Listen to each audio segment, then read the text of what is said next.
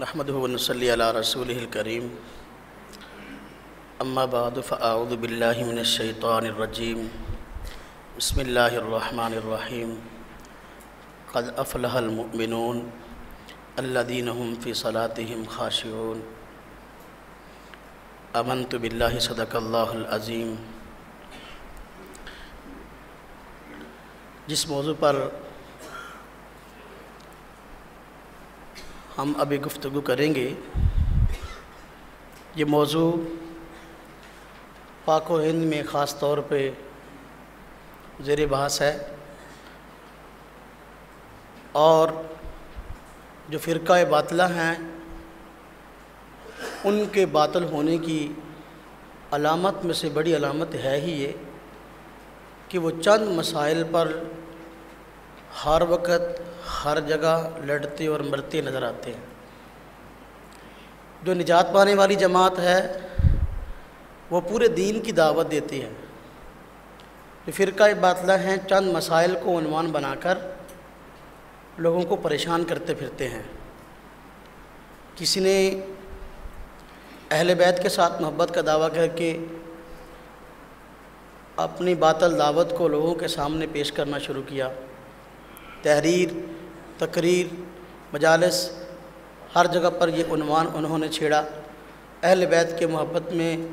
انہوں نے پورے کے پورے دین کو الٹ کر رکھ دیا۔ ایسے افراد بھی ہمارے معاشرے میں موجود ہیں جنہوں نے قرآن سے محبت کے عنوان سے لوگوں کو اپنے قریب کرنا شروع کیا، لیکن پھر نتیجہ یہ ہوا کہ نبی کریم صلی اللہ علیہ وسلم سمیت اللہ رب العزت کے ہاں جتنی برگزیدہ ہستیاں ہیں سب کی ہی شخصیت کا انکار اور ان کی شخصیت کو مجروح کرنا شروع کیا۔ ایسے افراد بھی موجود ہیں جو عشق رسول کا لیبل لگا کر اپنے چند نظریات اور اپنے چند رسومات کی طرف دعوت دیتے نظر آتے ہیں۔ الحمدللہ اہل سنت والجماعت علماء دیوبند پورے کے پورے دین کے داعی ہیں اور پوری کی پوری دین کی دعوت کو لے کے چل رہے ہیں، اور دین کے ہر شعبے سے متعلق الحمدللہ علماء اہل سنت والجماعت نے مختلف تحریکات اور مختلف جماعتیں الحمدللہ بنائیں اور پورے کے پورے دین کی طرف دعوت دے رہے ہیں۔ کسی خاص مسئلہ، کسی خاص رسم، کسی ایک آدھ نظریہ کو لے کر اور دوسروں پر کیچڑ اچھالنا علماء دیوبند کا طرز نہیں ہے۔ جب انگریز ہندوستان میں آیا تو اس وقت جو باطل فرقے تھے چند عنوان انہوں نے لوگوں میں بدامنی پھیلانے کے لیے چن لیے اور ان کی بنیاد پر لوگوں میں افراتفری پھیلانی شروع کر دی۔ تو انہی میں فرقہ غیر مقلدین ان حضرات نے چند موضوعات کو چنا اور ان موضوعات کی آڑ میں اصلاح پر تبرہ بازی شروع کر دی، پوری امت مسلمہ پر گمراہی کے اور کفر و شرک کے فتوے داغنا شروع کر دیے۔ جو مسئلہ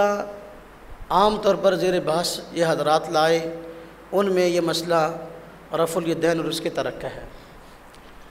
اگر آپ غور فرمائیں تو یہ مسئلہ انگریز کے ہندوستان میں آنے سے پہلے ہی اختلافی نہیں بنا، بلکہ اس سے پہلے بھی اختلافی تھا۔ لیکن آپ تاریخ اسلام کھول کے دیکھ لیں، دنیا کے ہر خطے پہ نظر دوڑائیں، رفع الیدین کرنے والے اور نہ کرنے والے افراد پہلے بھی موجود تھے، لیکن اس موضوع کے عنوان سے جس طرح محاذ آرائی ہمارے پاک و ہند میں شروع ہوئی، تاریخ میں کسی جگہ پر بھی اس طرح کا انداز نہیں اپنایا گیا۔ آپ تاریخ اسلام کے نام سے 400 سے زائد بڑی بڑی کتابیں موجود ہیں، آپ ان کو کھول کر دیکھیں، آپ کو ایک واقعہ بھی کسی تاریخ کی کتاب میں یہ نہیں ملے گا کسی علاقہ کے لوگ اکٹھے ایک جگہ نماز پڑھتے ہوں، کچھ لوگ ان سے الگ ہوئے ہوں اور یہ کہہ کر وہ مسجد سے نکل گئے ہوں کہ ہماری تمہارے پیچھے نماز نہیں ہوتی، تمہاری نماز خلاف سنت ہے، ہم اپنی مسجد الگ بنائیں گے کیونکہ آپ لوگ رفع الیدین نہیں کرتے۔ تاریخ میں ایسا ایک واقعہ مجھے تو ڈھونڈنے سے نہیں ملا، اگر آپ حضرات کو مل جائے تو مجھے بھی بتا دینا۔ تاریخ میں ایسا نہیں بنا، ایسا واقعہ پیش نہیں آیا، تو پھر کیا وجہ ہے کہ آج ایک محلے میں مسجد موجود ہے، اسی مسئلہ کو آڑ بناتے ہوئے دوسرے محلہ میں مسجدیں بن رہی ہیں۔ تو معلوم ہوا کہ محض رفع الیدین کا جھگڑا نہیں ہے، جھگڑا جو ہے کوئی اور ہے، بحث کوئی اور ہے، مقاصد کچھ اور ہیں۔ ایک مسجد ہے وہ دوسرے محلے میں بن گئی، اس محلے میں کوئی بھی آدمی ان حضرات کے نظریے اور عقیدے سے تعلق رکھنے والا نہیں ہے، مسجد بن گئی ہے، اب اذان بھی ہوتی ہے،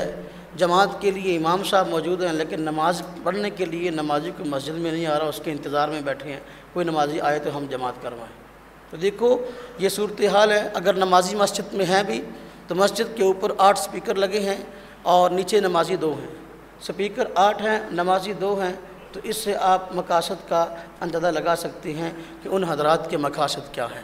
خیر، میں اپنے موضوع پہ بات شروع کرتا ہوں۔ تو تاریخ اسلام میں